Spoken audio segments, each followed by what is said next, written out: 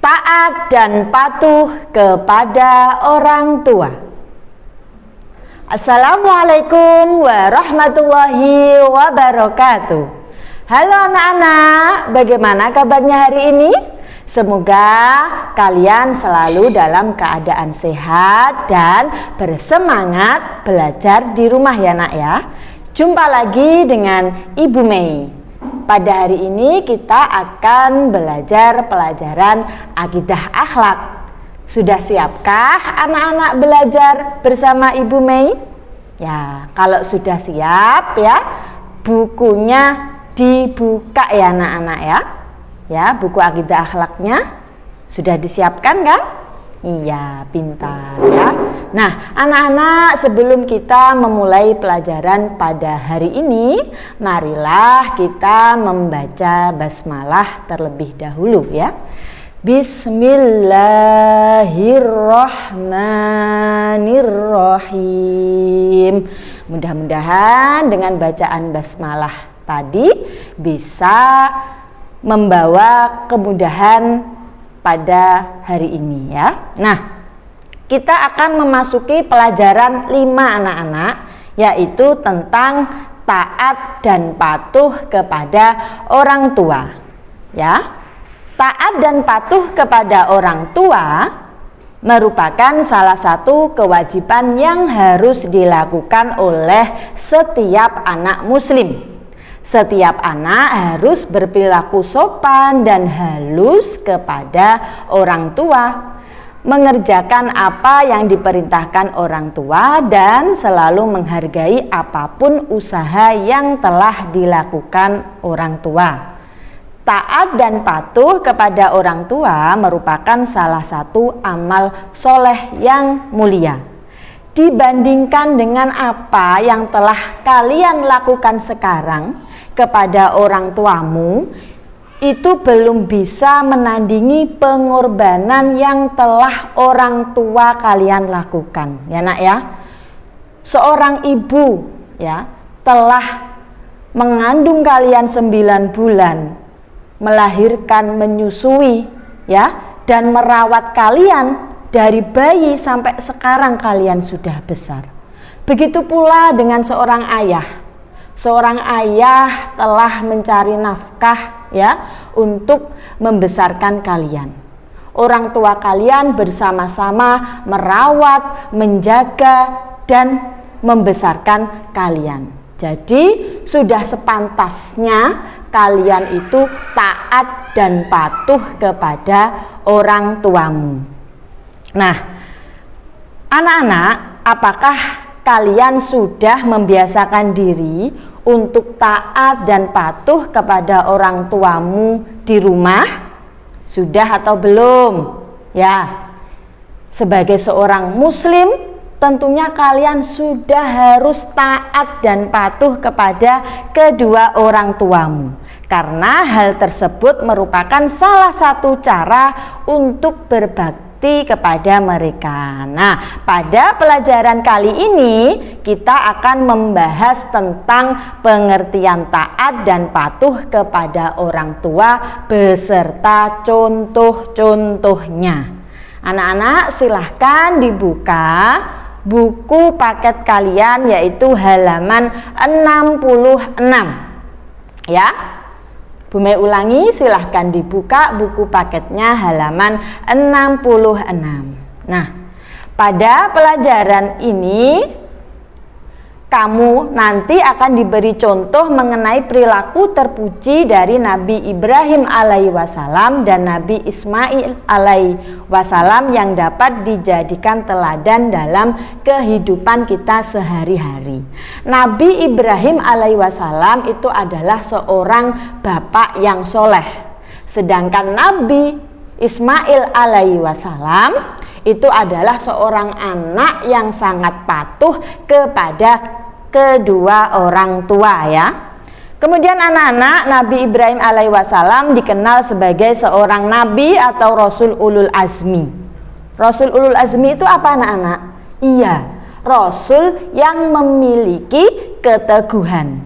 Beliau juga sering disebut dengan Khalilullah Apa artinya Khalilullah? Yaitu adalah kekasih Allah dan juga disebut sebagai Abul ya. Jadi Nabi Ibrahim itu adalah bapaknya para nabi, nggih. Sehingga dia mendapatkan julukan Abul Anbiya. Oke. Kemudian langsung lanjut ya anak-anak ya, pada pengertian taat kepada orang tua.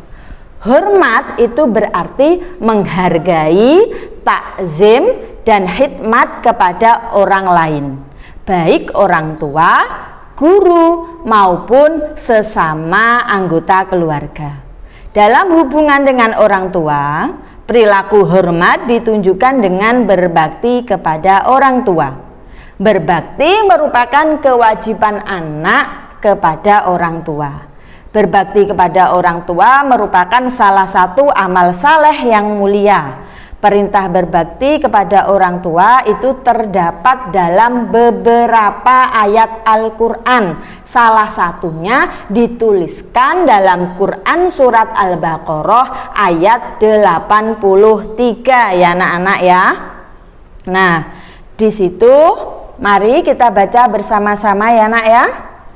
Bismillahirrahmanirrahim. Wa idh akhadna mitsaqa bani Israil la ta'buduna illallaha wa bil walidaini ihsana wa dzil qurba wal yatama wal masakini wa qulu linnasi husna wa aqimus salata wa atuz zakah summa tawallaitum illa qalilam minkum wa antum mu'ridun. Artinya, dan ingatlah ketika kami mengambil janji dari Bani Israel, janganlah kamu menyembah selain Allah, dan berbuat baiklah kepada kedua orang tua, kerabat, anak-anak yatim, dan orang-orang miskin, dan bertutur katalah yang baik kepada manusia. Laksanakanlah sholat dan tunaikanlah zakat. Tetapi kemudian kamu berpaling mengingkari, kecuali sebagian kecil dari kamu, dan kamu masih menjadi pembangkang. Quran surat Al-Baqarah ayat 83. Ya anak-anak ya. Jadi di situ jelas ya, ada perintah agar kalian patuh dan taat kepada orang tua. Nah, anak-anak, selanjutnya kita akan membahas halaman 67, yaitu tentang contoh dan perilaku hormat dan patuh kepada orang tua.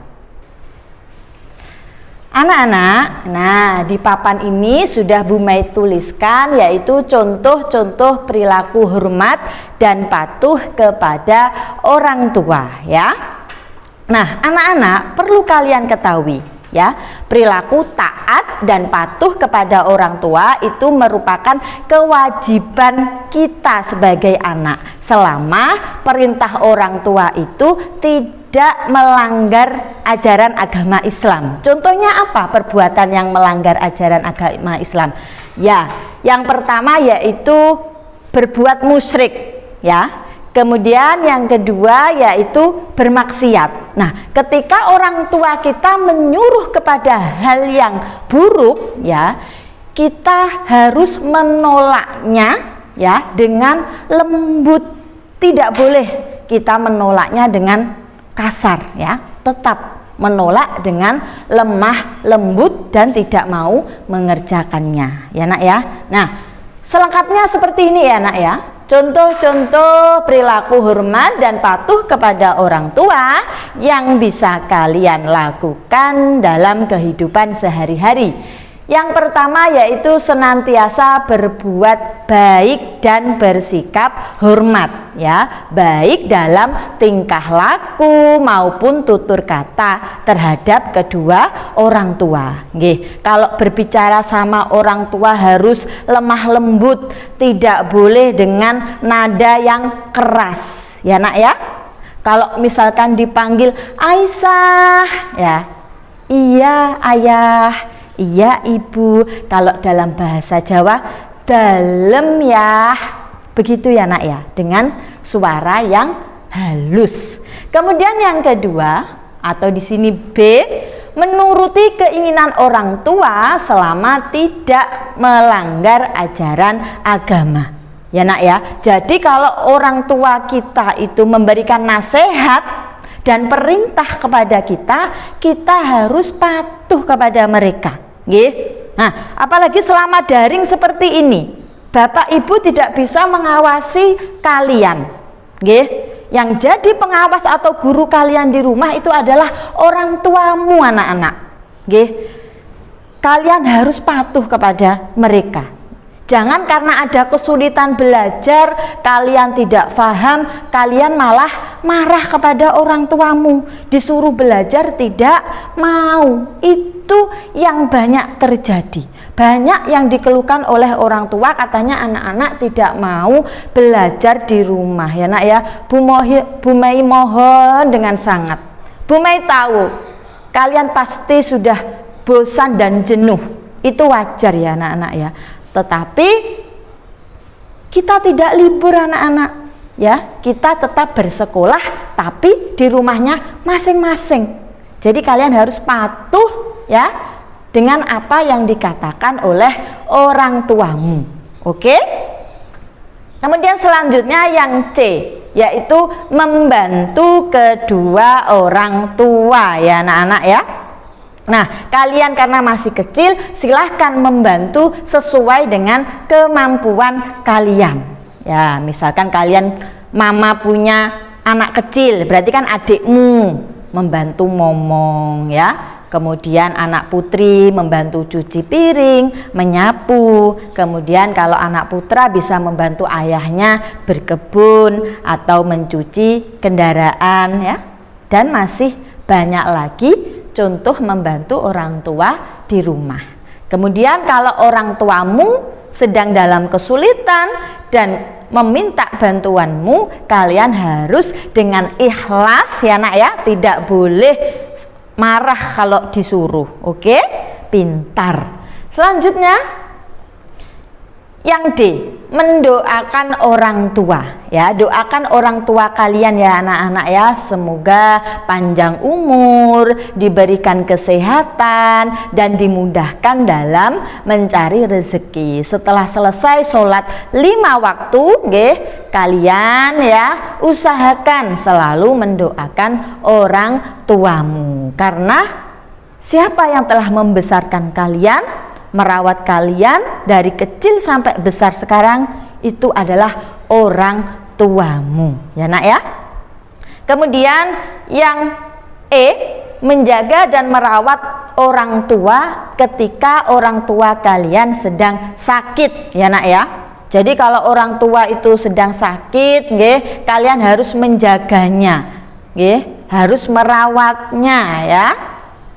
Kemudian selanjutnya yaitu yang F, setelah orang tua kalian meninggal, mungkin juga sudah ada juga ya dari teman kita atau anak-anak yang orang tuanya sudah meninggal ya. Nah, kita bisa menghormatinya dengan cara mendoakannya. Didoakan semoga orang tua kita mendapatkan tempat yang indah di sisi Allah Subhanahu wa Ta'ala ya. Selalu dikirimi Al-Fatihah untuk ayah ibu yang telah meninggal. Jadi itu cara kalian menghormatinya ya Nak ya.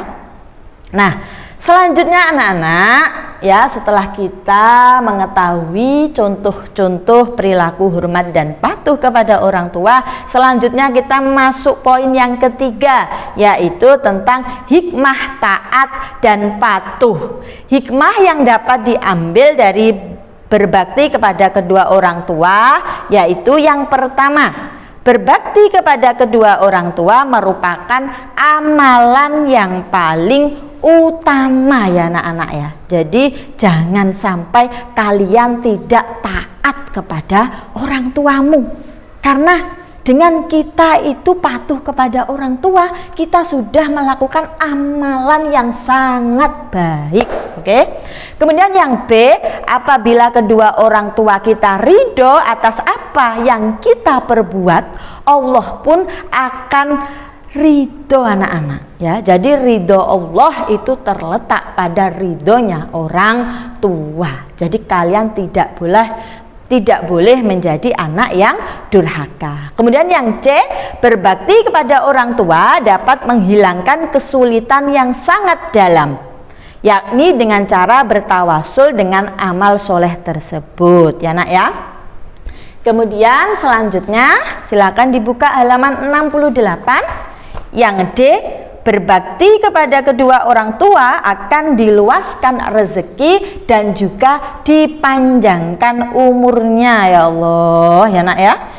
Ternyata dengan kita berbakti kepada orang tua, kita akan dimudahkan rezekinya, kemudian kita akan dipanjangkan umurnya. Jadi seperti itu anak-anak ya. Banyak sekali hikmah yang bisa kita ambil dari patuh kepada orang tua. Dan yang terakhir, berbakti kepada orang tua dapat memasukkan kita ke jannah, ke surganya Allah Subhanahu wa Ta'ala ya nak ya. Nah, jadi banyak sekali ya hikmah yang bisa kita peroleh ketika kita hormat dan patuh kepada kedua orang tua. Anak-anak, tugas kalian yaitu silahkan kalian mengamati, yaitu mulahazah ya, halaman 65 ini. Kalian kerjakan ya, kalian amati dari gambar-gambar tersebut ya, apa saja peristiwa yang terjadi ya.